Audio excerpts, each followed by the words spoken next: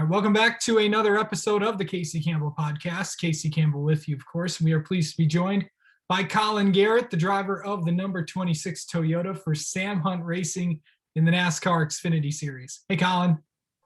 Hey, man. How's it going? Doing well. Of course, if you followed Sam Hunt Racing throughout their existence, Colin's been a huge part of that team. What was it like when Sam gave you the call to come and race Talladega? It's always exciting when you finally get a shot. It wasn't really a call. It was like, hey, come to my office real quick, because I've been sitting here doing interiors for the last few months for him since before Daytona. So, I've been staying busy here in the shop, and, it was really cool to finally have the opportunity to get out on track for the first time in 2021.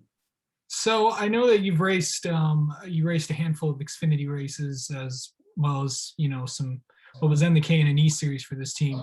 What's it been like to see Sam run in this series and see how this team has grown, because you were a part of all of that? Yeah, it was really cool. Last year I think our best finish was 14th, and we had a lot of opportunities to kind of, I think one time we should have finished, I think like 12th at some point. It was at Darlington last year, and we ended up having a brake failure, and we had to go behind the wall for a few laps. So, there was definitely a few races where we could have finished really well last year, and we just didn't capitalize when it counted.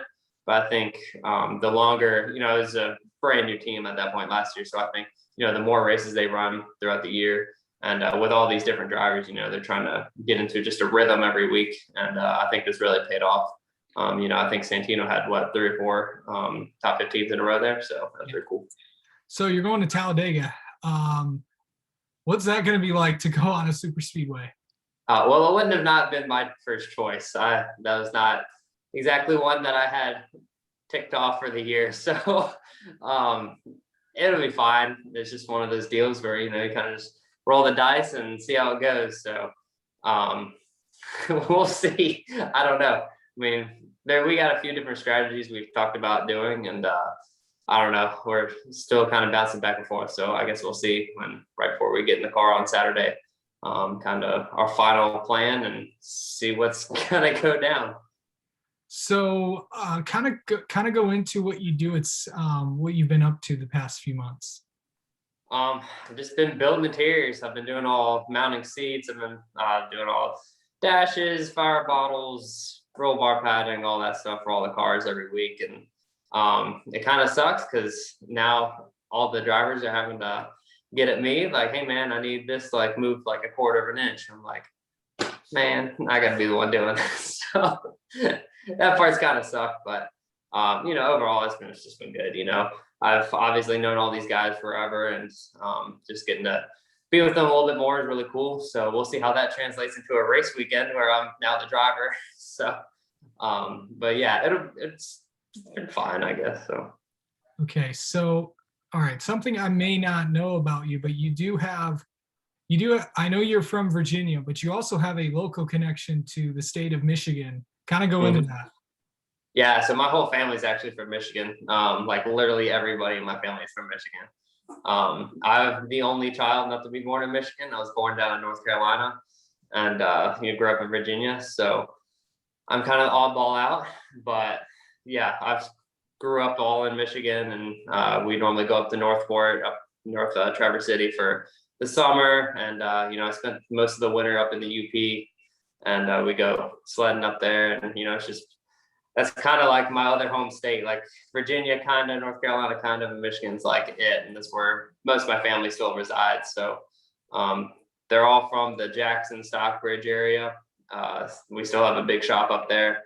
It's currently not in use. We just kind of store some stuff in there, and it would be cool if we could have the race team up there, but it's obviously not in North Carolina with the rest of the racing. So, but yeah, Michigan's definitely been a big part of my life, and obviously my whole family. So they've been there forever.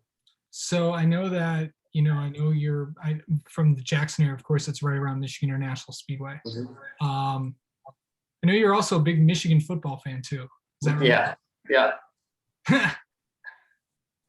Yeah. How's that been? Not great. So hopefully it gets better. Yeah, we won't get into that. Yeah.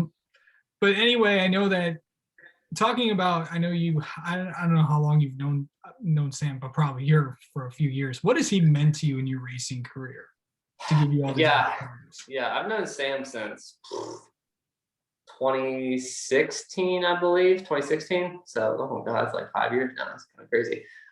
Yeah, so 5 years.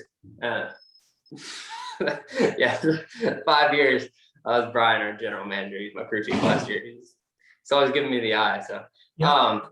but yeah, I've known Sam since 2016. We started talking a little bit about I was going to try to run Cannon race for him in 2017, and that didn't end up working out. I had so many late model races on my schedule, we just couldn't get it together. And at the end of 2017, though, we held a little meeting there, and I'd gotten to really know Sam throughout the 2017 year. And of course, Peyton Sellers, my then team owner, ran for him for a few races. But at the end of 2017, we started talking about like, hey, let's run 3 or 4 K&N races in 2018 and just, try to get my feet wet.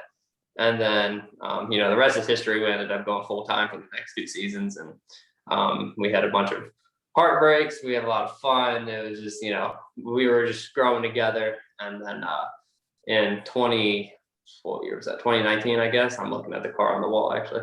2019, we decided to go Xfinity racing. And I don't remember where we got that car. I think Charlie Performance. And we ended up going out, and in this picture I'm looking at, we qualified 14th or 15th? Yeah, 14th, I guess, next to Justin Allgaier and everybody. So it was really cool.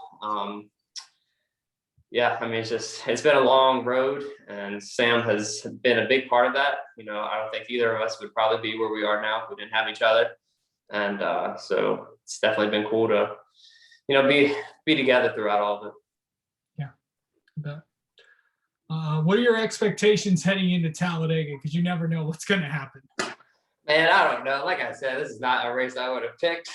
So part of me just wants to go up and just go lead the race for a stage or 2 and then get destroyed. And, if that's what happens. And it's like, man, we ran up front, that's cool. But then, the other half is like, well, maybe we should just kind of ride and just be there at the end. But it's like, I don't know. Then I don't want to look dumb and wrecking 38th. So I don't know what's going to happen. It's such like just roll the dice, man. Like, I don't know. So I don't know. We'll see. I got Chris Lambert on the tower. So I think that's going to be the biggest thing that's going to help us throughout the day. Other than that, man, I just avoid wrecks. So we'll see where we end up. Yeah. All right, Colin. Thank you so much for coming on. Good luck this weekend at Talladega, man. Yeah. Thank you, man. See ya.